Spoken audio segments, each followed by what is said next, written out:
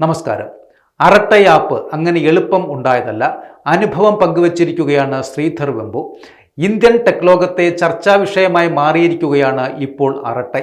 ചെന്നൈ ആസ്ഥാനമായുള്ള പ്രമുഖ സോഫ്റ്റ്വെയർ കമ്പനിയായ സോഹോ കോർപ്പറേഷൻ പുറത്തിറക്കിയ ഈ ആപ്പ് ചുരുങ്ങിയ സമയം കൊണ്ട് ഡൗൺലോഡ് റാങ്കിങ്ങിൽ വൻ കുതിപ്പാണ് നടത്തിയിരിക്കുന്നത്.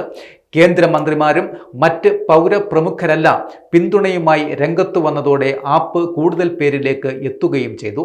ഇപ്പോഴിതാ അറട്ടയ്ക്ക് പിന്നിൽ പ്രവർത്തിച്ച സോഹോ സഹസ്ഥാപകനും ചീഫ് സയന്റിസ്റ്റുമായ ശ്രീധർ വെമ്പു എങ്ങനെയാണ് ആപ്പ് ഉണ്ടായത് എന്നും ആ നീണ്ട പ്രക്രിയ എങ്ങനെയായിരുന്നുവെന്നും തുറന്നു പറയുകയാണ്. എക്സിലാണ് അദ്ദേഹം ഇക്കാര്യങ്ങൾ പങ്കുവച്ചിരിക്കുന്നത്. അറട്ടൈ കാണുമ്പോൾ ലളിതമായ ഒരാപ്പാണ് എന്ന് നമുക്ക് തോന്നുമെങ്കിലും അതിനു പിന്നിൽ വലിയ എഞ്ചിനീയറിംഗ് പ്രക്രിയ ഉണ്ട് എന്നും ചെറിയ പ്രക്രിയ ആയിരുന്നില്ല ആപ്പ് ഡെവലപ്മെന്റ് എന്നും അദ്ദേഹം പറയുന്നു. സോഹോയുടെ തന്നെ സ്വന്തമായ മെസ്സേജിംഗ് ഓഡിയോ വിഷ്വൽ ഫ്രെയിം വർക്കുകളിലൂടെയാണ് അറട്ടൈ പ്രവർത്തിക്കുന്നതും വേഗതയും മികച്ച കോൾ കണക്ടിവിറ്റിയും മറ്റും ഉറപ്പാക്കുവാനായി 15 വർഷമായി പരിഷ്കരിക്കപ്പെടുന്ന ഒരു സംവിധാനവുമാണിത്. സോഹോയുടെ ഡിസ്ട്രിബ്യൂട്ടഡ് കമ്പ്യൂട്ടിംഗ് ഫ്രെയിംവർക്കിനെയും അദ്ദേഹം എടുത്തു പറയുന്നുണ്ട്.